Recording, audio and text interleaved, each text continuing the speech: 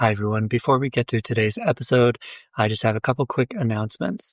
First, we are still in our fundraising drive, so if you want to support this podcast, donations are being matched. Also, we have a bunch of in-person programs coming up. You can join our mailing list to find out when we will have new online content, including recordings of those live programs available. All of that is on our website, jungchicago.org. Thanks.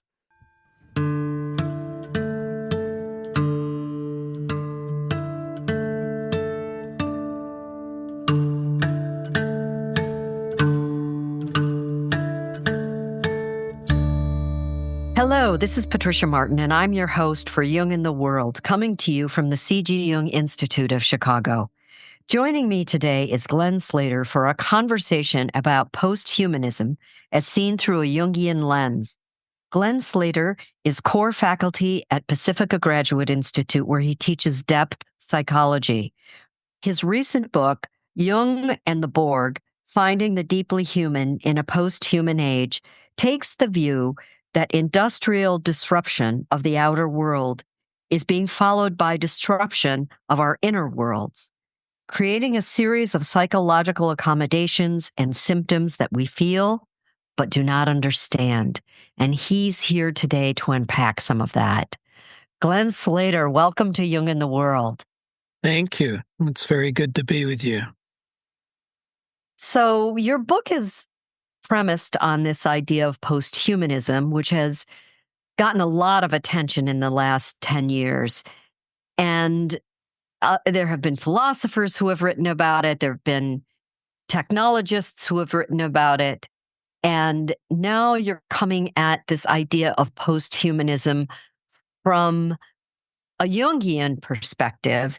And so I want to get clear on when you define post-humanism as a Jungian, what do you mean by that?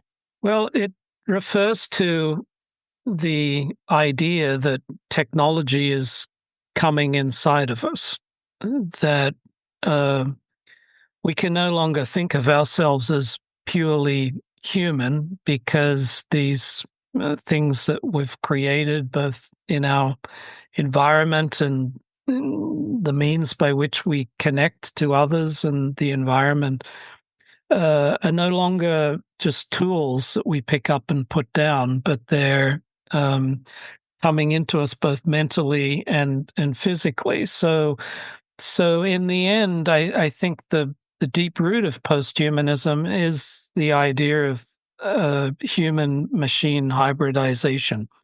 But as you point out, there's been a lot of sort of secondary philosophical developments from this when people consider that, well, we're coming into a time when the purely human is no longer the phenomenon that we're all faced with. There are vast implications, philosophical and so forth.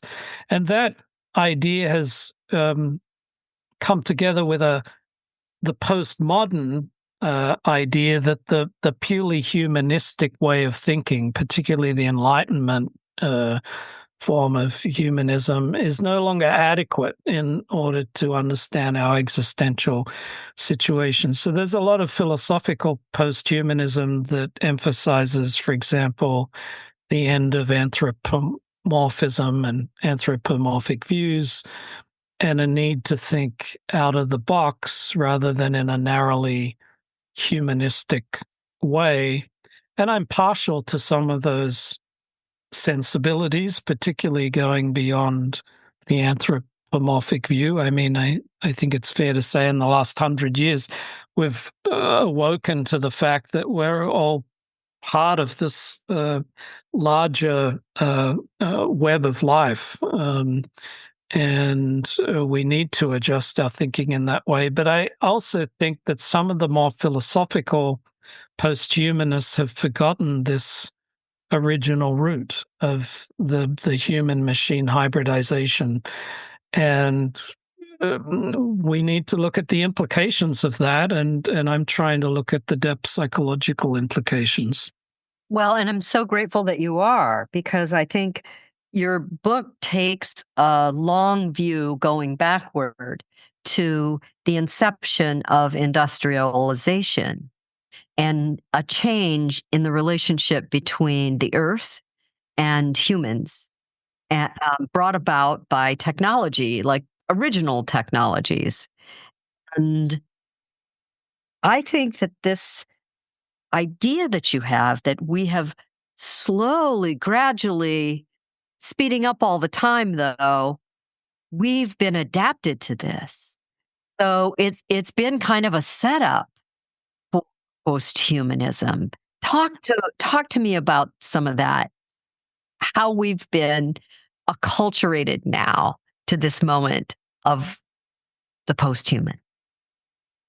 Well, industrialization is probably the most dramatic change in human activity and lifestyle that has ever occurred, and the massive shift of people moving from country and village life into big cities and working in factories and engaging with machines and traveling by steam train here, there, and everywhere. And in the course of a generation, these extraordinary changes, backgrounded by the incredible developments in science and technology.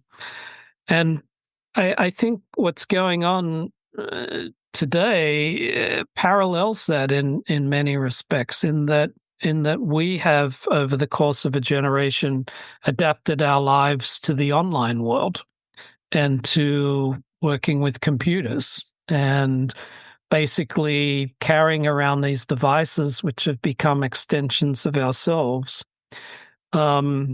So back in the late 19th century, people were already using terms like the animal machine to describe the industrial worker. There were already writers like Samuel Butler saying the machines are about to take over and go beyond us. And these are things that are happening today, but on a very different level. And I think just as then depth psychology emerged from this disruption, as Jung called it, a loss of instinct, a disconnection from nature that he saw as very much behind the emergence of psychological disorders. And I think too, where it's almost as though this is a second chapter in that story, and we haven't quite connected the dots yet. We haven't quite realized that the the digital age, sometimes called the post-industrial age, is also producing a particular kind of symptomatology, and perhaps depth psychology has something to say about that.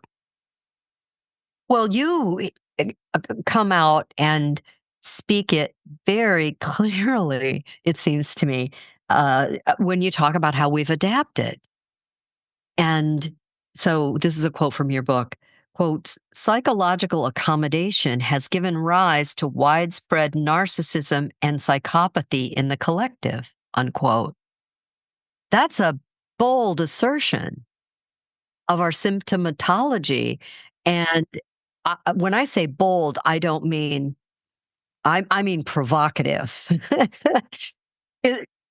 Because it doesn't take much hunting on the internet to find memes about narcissism and psychopathy with millions and millions of views. And so it's clear that the collective is encountering symptoms that it's trying to grapple with. And so, when you looked at the collective as if it were a patient, I was struck by how clearly you were able to point this out, that we have now entered an era of widespread narcissism and psychopathy. Oh, what more do you have to say about that? Jung had this I think, basic insight into the nature of the psyche, which was the conscious and unconscious had a compensatory relationship, and that if our conscious attitudes and behaviors became too one-sided, there would be a commensurate movement or pushback from the unconscious. And I think we see the two sides of the digital age. One side is the sense of being very disoriented, very much awash in a sort of sea of information and competing meanings and interpretations. And so on the one side, people don't really know themselves, or they don't know themselves in context of community, in context of history. And there's a compensation by, declaring one's identity and in a way curating one's identity on social media and so forth. And we call that authenticity. Yes. I just, yes. It's those ironies of living in the digital age. Yes. Well, it's a deepening of what Jungians would think of as the persona field. It's not even honestly centered on the ego. And for a lot of digital natives in particular, their persona is more online than offline, and a lot of work goes into cultivating that. But you talk about symptoms. I think we can look at, if we're looking at technology and thinking, well, what's wrong with our relationship with technology? We need to go no further than the sort of obsessive compulsive quality of our interaction with many things. And I think the obsessive compulsive quality of checking social media, and used to be the Facebook page, but now for a lot of people that's old hat. But that goes to show how much energy there is to propping up one's identity. But I think this takes place against that other background of being existentially rather lost and at sea. So that would be one example. You also talk about Jung's way of looking at the collective, and that he had spent a fair bit of time and intellectual effort to judge whether a society is conducive or detrimental to the individual. And he said, and you write about this in your book, that it can be judged by the system of symbols, whether or not a society is conducive or detrimental to the individual. And so I'm curious to get your take on the state of symbols in the hybrid culture. What's your assessment? It's hard for me to think about the state of symbols without thinking about the state of our capacity to see symbolically. I think symbols abound. The real question is, do we have the sensibility to see them and to think symbolically? And a concern that I raise in the book is that we learn to think symbolically via the cultural imagination, and the cultural imagination is supported by our education in the humanities, our engagement with the arts. I mean, these are the places outside of fields like depth psychology where people see the images that are animating a culture, the images that speak to the meaning of life, through reading novels or listening to music. And I'm a little concerned that this realm of culture is being depleted by our online world, the turn to AI, and the rhythms therein, and so therefore we're lacking that sort of symbolic function, which Jung saw as a bridge between the conscious and unconscious. And we all know that in terms of our individual lives and the dream images that we work with and the sort of spiritual beliefs and so forth. But there's a collective bridging between civilization and the deep nature of life. And I think that the cultural imagination functions in that way at its best. So I think something to think about is the way our digital lifestyles and the digital worlds may be eroding that symbolic function, that way of thinking. I read recently a study that was done by two younger computer scientists about self-mythologizing online and how gamers and people who are active on the more fluid platforms will gather around an event or a situation or interact with a meme. And there's a fair bit of iconography or, archetypal characters, what we might think of as archetypal characters, symbols. And the difference is that the participants are chipping in their own personal story and data and linking it to what's going on. But then it all goes away. It's ephemeral and move on. There's no archive for it. It's all decentralized and atomized. So there's no opportunity for it to reside anywhere. And I'm curious what your thoughts are on that. Like, what's the impact of that psychologically on us when we can do it and we clearly want to engage with symbol, but there's nothing there to hold it? What imagination, what symbolization requires is reflection. It is the capacity to sink into layers of meaning, and generally to do that we need to pause, we need to register our feeling response, and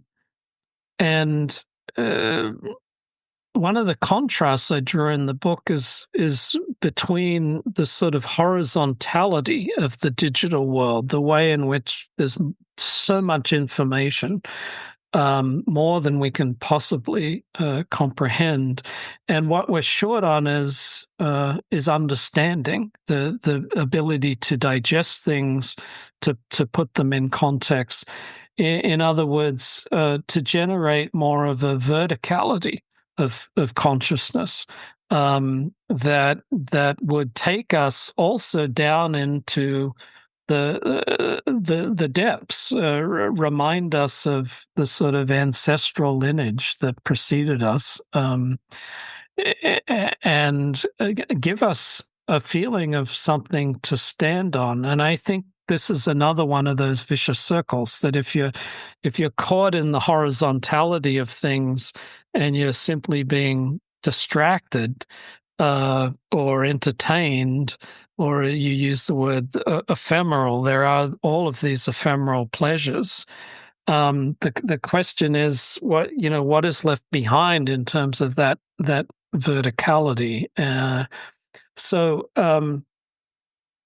that would be one way of looking at that. Of course, I think it's important to point out that the internet, gaming, these things offer a lot of incredible creative opportunities. But again, we shouldn't focus on the content. We should focus on the style of consciousness that is going on when people take up these things. To me, that's the real litmus test. Does it lead to the feeling of being deeply satisfied, for example, as you would if you sat down and had coffee and a long conversation with a friend versus an exchange on, the Facebook page? And I'm skeptical that we're not getting enough of these experiences that lead to a sense of verticality. It's a mixed bag in that when I talk to people who do a lot of online gaming and they've got elaborate community that they've developed up through that. And as you said, there's a creative expression to it. But, so I don't think, I'm speaking for them, I guess, but I don't think they believe they're wasting their time. But I also think that something has happened to us post-COVID whereby we're feeling the desire to be in physical contact again. We're missing that. And, you can just, this summer, I'm in the Midwest, and I paid a lot of attention to how big the crowds were for things like fireworks and ice cream socials. And there was a mix of generations, which led me to believe that people are yearning for something beyond what they can experience digitally. I don't know if you're observing any of that. Yeah, I do think there's in a way, well, one phenomenon is a kind of backlash to the digital lifestyle where people have started to go on fast. So they've gone back to, analog technologies, they've gone off social media.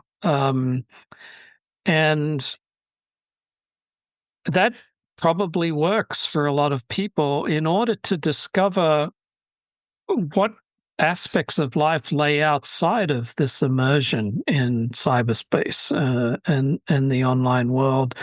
And I think in a way that's the thing here is to discover how to value what does lie outside the modality in order to then go forward with not just a balance, but in a conversation between the offline side of our experience and the online side of our experience, so that online world is shaped and directed in a way that's conducive to our total psychological and existential situation.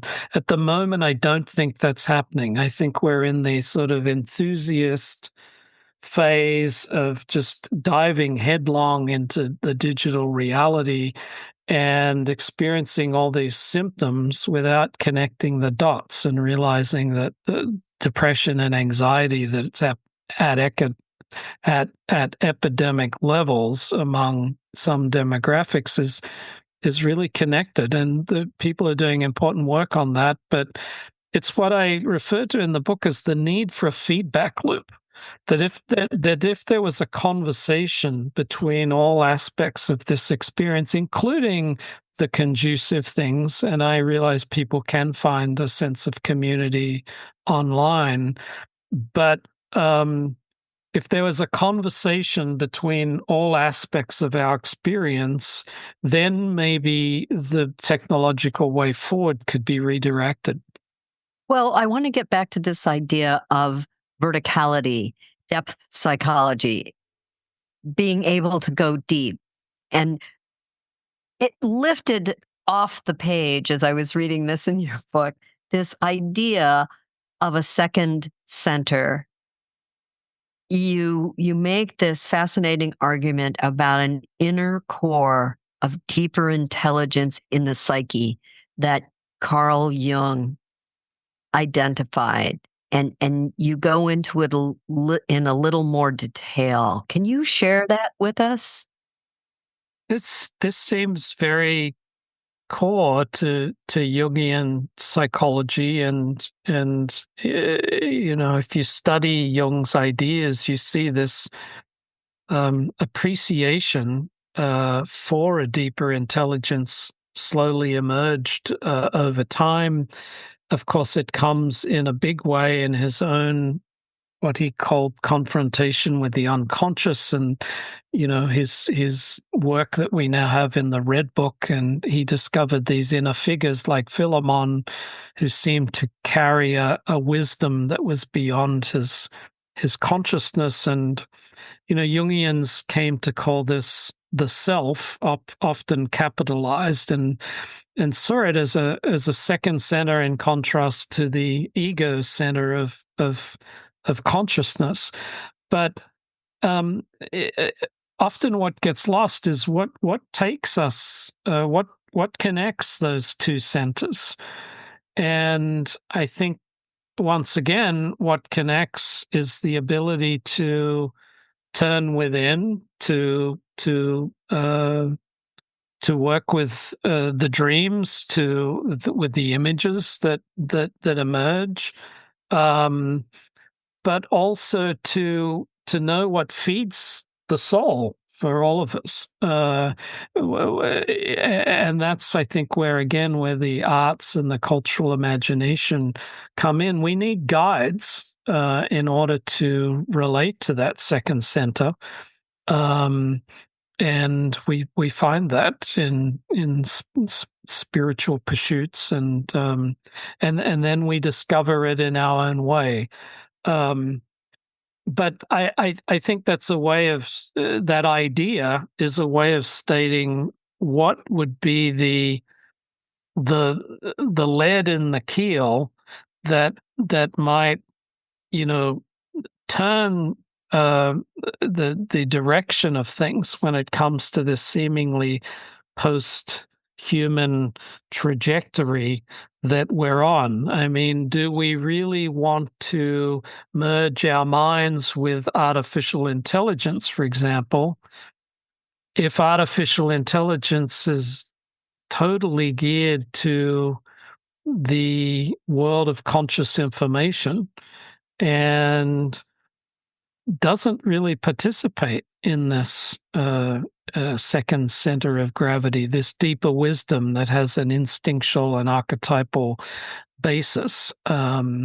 Is that not over time going to create a massive one-sidedness in our lives, where we have all of this rational knowledge, but the knowledge that comes from the knowledge of the wisdom of the ages is somehow lost, and our ability to relate to that is lost? Well, it makes me wonder, you reference Christopher Lash's Culture of Narcissism, and he makes the point in that book that Narcissus, as a god, does not have a lot of structure, or there's not a lot there. And yet, here we have a culture being built on it. And you point this out yourself, that we've surpassed the culture of narcissism to create a culture of psychopathy. And so it's been a while, and time goes faster, it's more condensed. So I wonder, as people begin to feel like the machines are not only present, but becoming omnipresent, and that sense of surrender and overwhelm, as if we're helpless to this. We're helpless to AI. What do we do about it? It's coming for us. What is your answer to that? My overall answer is to wake up to what I describe as a disruption to our ecology of mind, borrowing that phrase from Gregory Bateson. That to realize that our our psyches also have an ecology, just like the outer world has an ecology. And that means taking into account multiple dimensions of things. And the difficulty is that, you talk about the culture of narcissism, and the thing most people don't realize about narcissism is that it has two sides. It has the sort of grandiose veneer that everyone recognizes, but underneath that's a terrible emptiness. And in a way that veneer is a compensation for that emptiness. And there's a lot of defensiveness against that emptiness too, through denial and splitting and projection and rationalization and some of these things that we see when we get into that.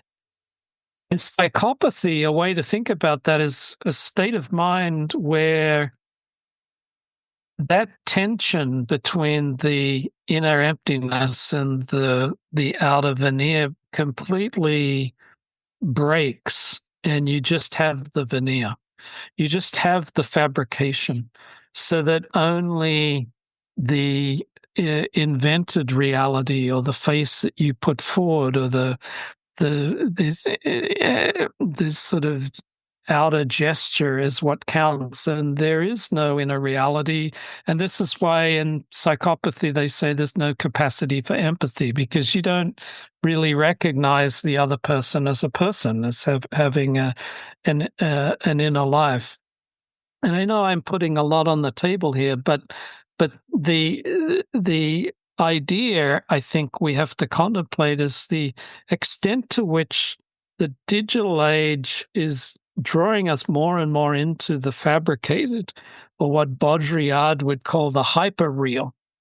That the actuality of things has become less important than their representation, their simulation, and in those, under those circumstances, I think our ecology of mind goes out the window. So we could say that what is it we neglected in the industrial age was the sense of the interconnectedness of things in the outer world. And now in the digital age, we're discarding the interconnectedness of things in the inner world, and the fact that we can't just be these facades and internet personalities. Our souls are going to suffer at best, and perhaps be lost at worst. So it's interesting, as I was listening to you, I was thinking about Ray Kurzweil's idea of the singularity, and how this sort of fabricated synthetic simulation of a self is a lot easier than it is kind of priming us to have the part of the singularity that Kurzweil talks about, where our consciousness just gets uploaded into the cloud. It's easier if it's less complicated, if it's completely horizontal and not vertical and not integrated, if it's one-sided, as you talk about, it's a lot easier to upload. And so if you think about the future and what we want for our children and our children's children, we want depth. We want them to have a rich and capacious and loving life, so that they can experience the full totality of what it is to be human. It's something worth working on.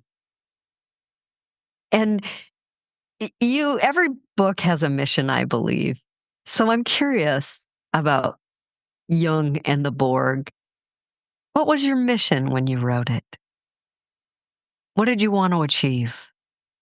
I think to put on the table the importance of the psyche and the importance of understanding the psyche in this fuller,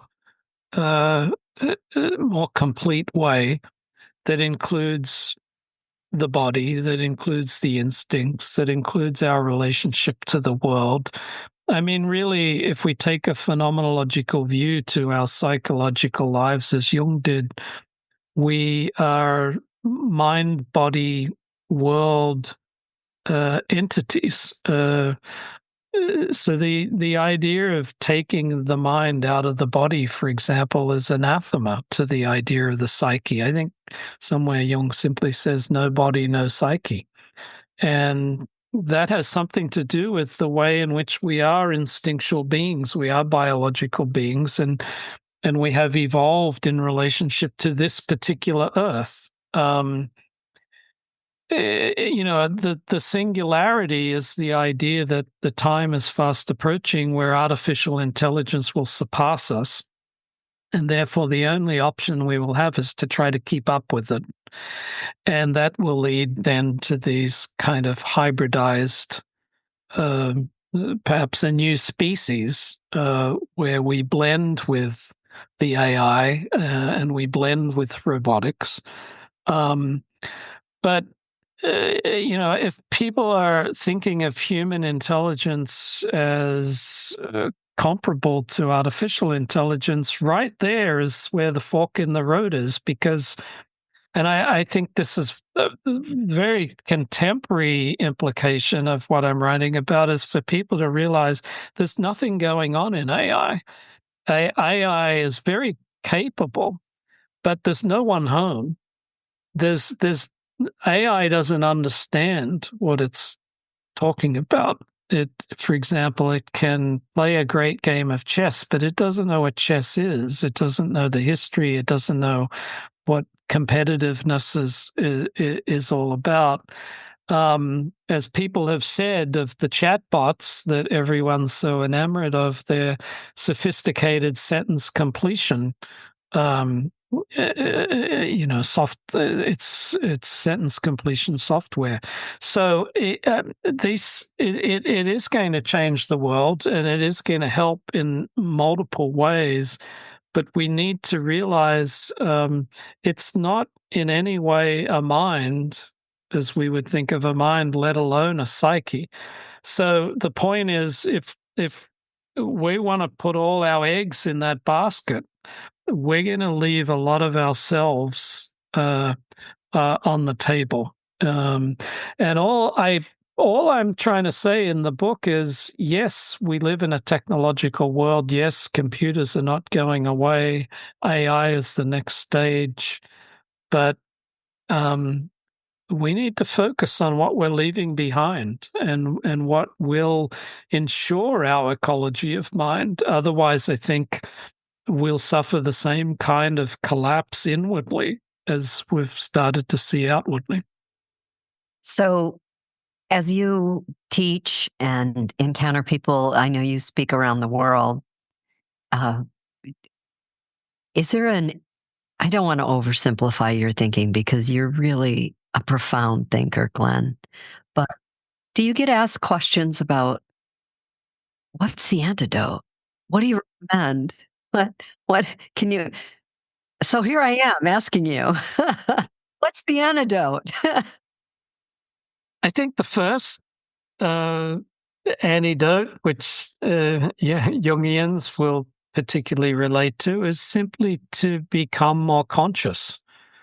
To pay attention to what is actually happening to us, to our sense of satisfaction, dissatisfaction, to the kind of symptoms that are arising, and to realize that these things are not anomalous, that they have something to teach us about the way we're living, the what our minds are doing. And to me, then what follows that is a reevaluation of values.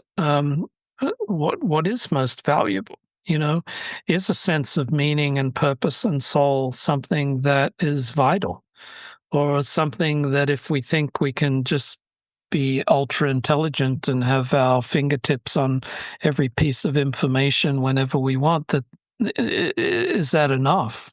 Is that what we have been brought here to do in this sort of only experiment in conscious life that we know about? It's kind of a call to live a full life. Yes. To live the fullest life you can live. Mm-hmm. Indeed. And that's very challenging at a time when I think there is a lot of, and I make this a pivot in the book, a lot of dissociation that stems from that horizontality where we're pulled in so many directions, that stems from having so many distractions, that stems from this sort of loss of more of a verticality and sense of rootedness. And so to me, that's the pivot that runs through what I'm talking about here. Can we have a more integrative style of being present to what's going on versus a more dissociative style? And then if so, and this is where I come out at the end of the book, I wonder whether we might be on the threshold of a new countercultural movement that attempts to recover what it is that is of deep value, that is of deep significance in terms of this human experiment, that might enhance the cultural imagination in a way that's seemingly not happening right now. But it has to be a counterculture with more philosophical rigor than the last one. I think the counterculture, the 60s and 70s, which incidentally, the term counterculture was coined by Theodore Roszak, and he said this was a reaction to the technocracy of that time. Well, maybe there's a second counterculture that's a reaction to the technocracy we're swimming in, but perhaps one that has a little more philosophical rigor. And this is where I think Jungian psychology can maybe help out, because the understanding of the psyche that Jung offers us helps us really see where we might be going astray right now and what else needs to be brought back into the picture. That's so helpful. Thank you. That it gives us something to hope for, and time will tell. But I think you're really onto something. And your book contributes to what I believe is a rising philosophical class in the digital culture that is calling these things into question, using some of our foundational ideas as a society, including the work of Carl Jung, to just reimagine how this might be different. Thank you for sharing all of your wisdom with us today on Jung in the World. This is one of the best parts of my job, that I get to talk about these things. So I want to thank you so much. Well, thank you. It's been really great talking with you.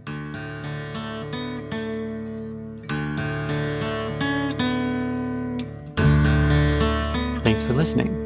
If you'd like more information about training programs, live and self-study courses, archives, this podcast, our blog, or to find Jungian analysts near you, visit our website, jungchicago.org. Thank you to our 2023 donors who gave at the contributor level or above. Barbara Anand, PhD in honor of Fred Maples, SJ, Uni Alcott, Judith and Eric Cooper, David Dalrymple, Mary Doherty, Full Bloom Lotus Center for Self-Awareness, Boris Matthews, Bruce G. and Mary A. Robert Family Foundation, Diane Sherwood, Lawrence C. Tingley, Alexander Wayne and Lynn Kopp, and the Blackbaud Giving Fund. You can support this podcast by making a donation at our website, jungchicago.org.